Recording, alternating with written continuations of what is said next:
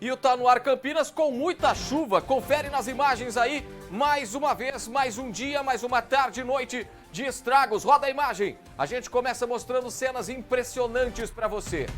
E aí, cenas de um temporal que atinge a cidade de Campinas.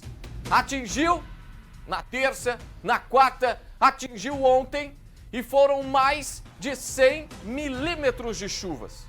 E isso, no dia inteiro? Não, em 2 horas de novo. Mas uma chuva torrencial, uma chuva absurda. Não são imagens repetidas, gente. São imagens de ontem no período da tarde e no começo da noite. Diversas vias ficaram intransitáveis, alagamentos por toda parte, pessoas desesperadas. A água invadiu residências, comércios, prédios públicos, mas não teve quem se salvou dessa água ontem. Alguém tem história para contar depois de toda essa água que veio para o município de Campinas. Algumas cidades da região também sofreram com essa chuva? Sofreram. Mas o município de Campinas me parece que sofre mais. Novas quedas de árvores foram registradas. E aí já passa de 200 o número de quedas de árvores. Não dá para acreditar. E aí o que a gente se pergunta é o quê?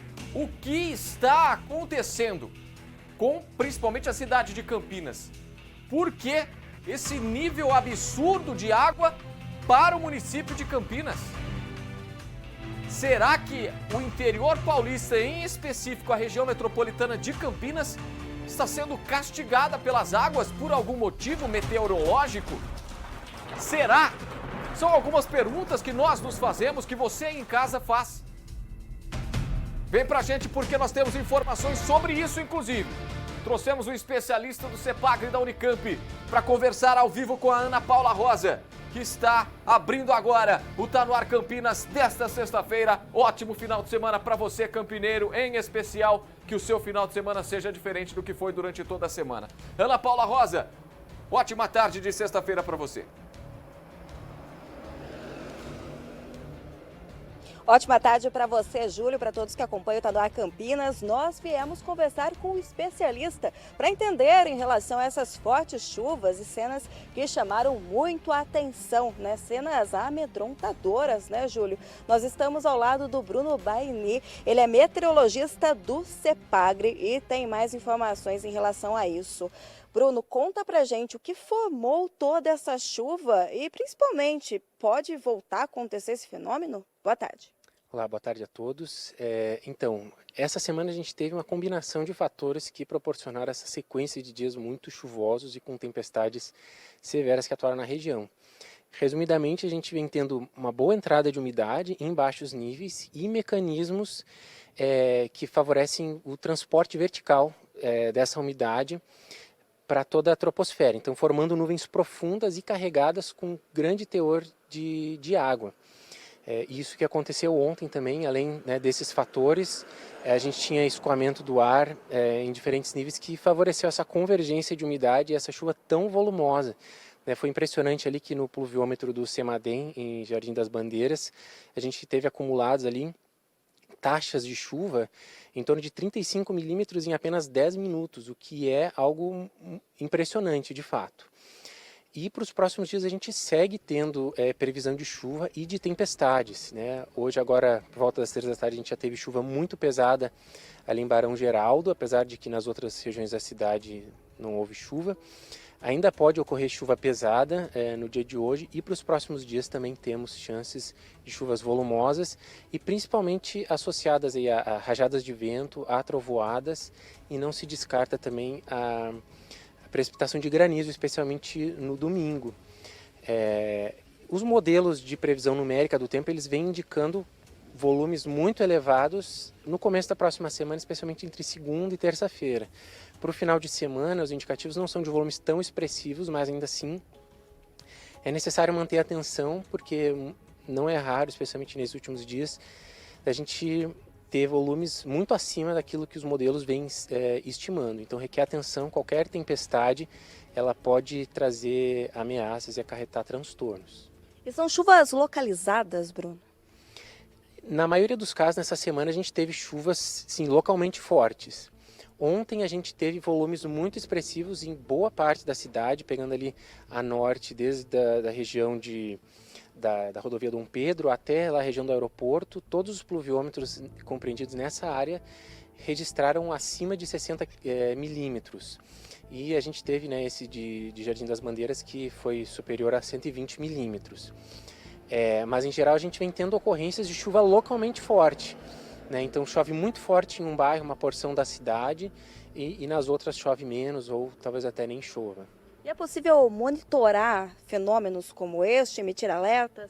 Sim, é possível, e o que a gente sempre recomenda à população é que tenha aplicativos que permitem o monitoramento das condições atmosféricas, né? Então a gente tem aplicativos como o SOS Chuva e o Wind e outros também que mostram imagens de radar meteorológico em tempo real e que permite acompanhar o desenvolvimento dessas nuvens e o avanço dessas nuvens de forma bem simplificada, né? Assim como a maioria das pessoas tem um termômetro em casa para medir febre em caso de sentir um desconforto, esses aplicativos são instrumentos também que quando a gente tem previsão de tempestades, quando a gente ouve trovoadas, a gente pode ir acompanhando ao longo do dia para saber se essas tempestades já estão se formando ou se aproximando da nossa região.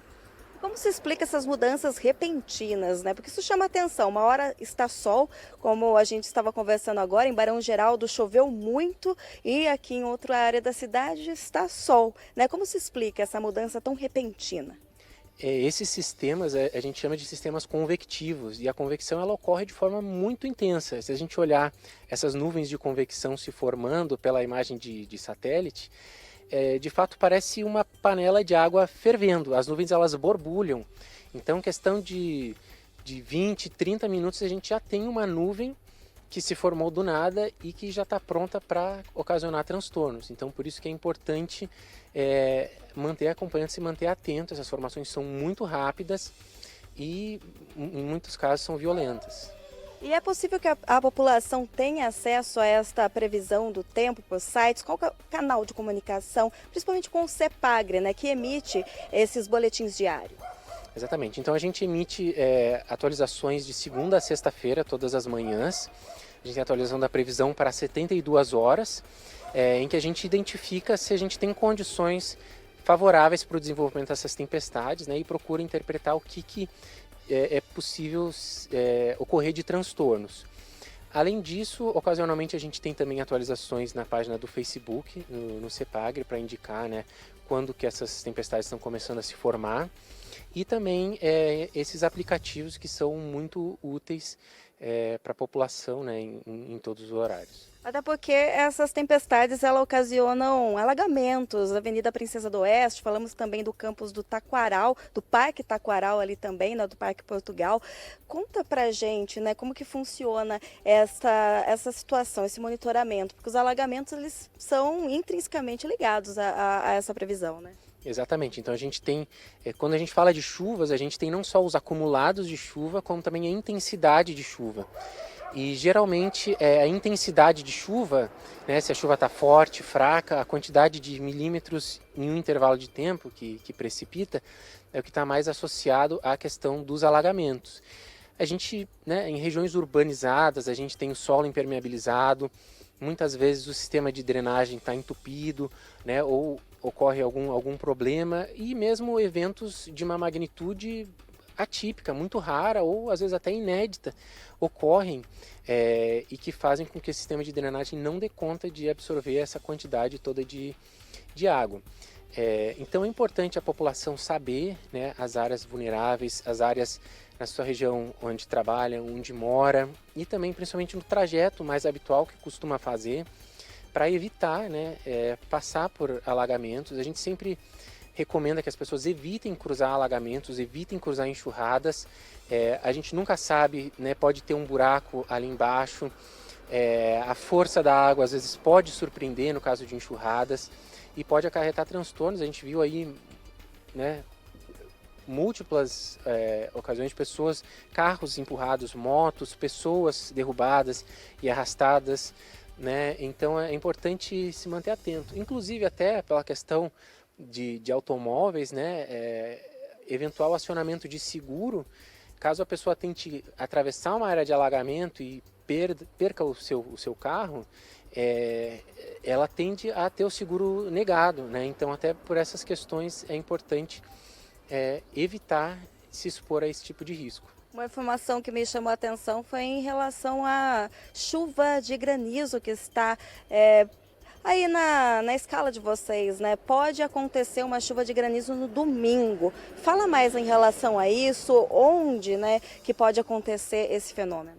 Exatamente. Então, o granizo a gente faz uma estimativa a partir de índices de instabilidade atmosférica, que nos mostram o quão fortes são esses movimentos verticais atmosféricos que levam a umidade até níveis altos.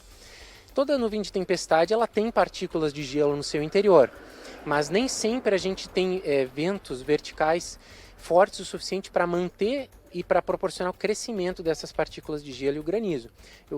O gelo, à medida em que ele cai, ele vai derretendo, vai perdendo massa. A maioria das vezes ele derrete completamente antes de chegar à superfície. Mas quando a gente tem esses movimentos verticais tão fortes, essas partículas de gelo podem crescer a ponto de, à medida que elas caem, ainda assim manterem, né, a característica de gelo. Então isso é muito perigoso, né? Evidentemente, em média, uma pedra de gelo pequena, granizo pequeno, cai com uma velocidade em torno de 40 km por hora e provoca danos aí, não só às lavouras, mas às pessoas, às propriedades, né? Por enquanto o que a gente tem são indicativos, né, possibilidade de granizo, porque a gente tem justamente para o domingo essa instabilidade termodinâmica bem pronunciada. Então são condições favoráveis, requer bastante atenção então no domingo. É possível listar quais regiões que estão com esse fenômeno que pode acontecer? Quais podem ser acometidas? Infelizmente a gente ainda não tem tecnologia suficiente para isso, mas esses aplicativos, o acompanhamento de imagens de radar, permite a gente ter uma ideia de onde que a chuva está mais intensa e ali as probabilidades de granizo são maiores. E se a pessoa estiver acompanhando o site do CEPAGRE, entre outros aplicativos também, ela consegue monitorar e até ficar em casa, caso possa, né? Não sair de casa e não acabar passando por essa situação. Exatamente, né? O caso tenha saído de casa, a pessoa percebe essa tempestade se formando e já pensa em como que ela vai se proteger, né? Evita de pegar o trânsito, busca um lugar mais alto, mais protegido, entra em algum prédio, né? Então é assim que as pessoas conseguem se proteger. Então eu peço que, para a gente finalizar, repita para mim quais, né, serão os próximos passos, né, do CEPAGRE em relação a esta medição. Qual será, né, a situação de Campinas neste final de semana em relação à meteorologia? Então amanhã a gente ainda deve ter uma presença de muitas nuvens ao longo do dia, algumas aberturas de sol também, e a gente tem potencial para a ocorrência de tempestades amanhã. Essas tempestades podem acarretar vendaval, né, chuva, ventos muito fortes, rajadas de vento fortes. Não se descarta granizo amanhã. Os principais efeitos esperados, né, são chuva localmente forte, chuva torrencial e volumosa, trovoadas, né, descargas elétricas, também é importante as pessoas se protegerem, e rajadas de vento. Para o domingo a gente tem expectativa de períodos um pouco mais prolongados, entradas mais pronunciadas de sol ao longo do dia. Isso favorece que as temperaturas subam um pouco mais e também favorece mais o desenvolvimento de nuvens profundas. Então, especial atenção aí com relação ao domingo. Agradecendo então as informações de Bruno Bainir, que é meteorologista do CEPAGRE. É isso, Júlio. Então tem chuva prevista por aí na cidade de Campinas e no domingo tem chance até de chuva de granizo. Eu volto com você aos estúdios. Perfeito, obrigado Ana Paula Rosa, obrigado ao Bruno, meteorologista lá do CEPAGRE da Unicamp.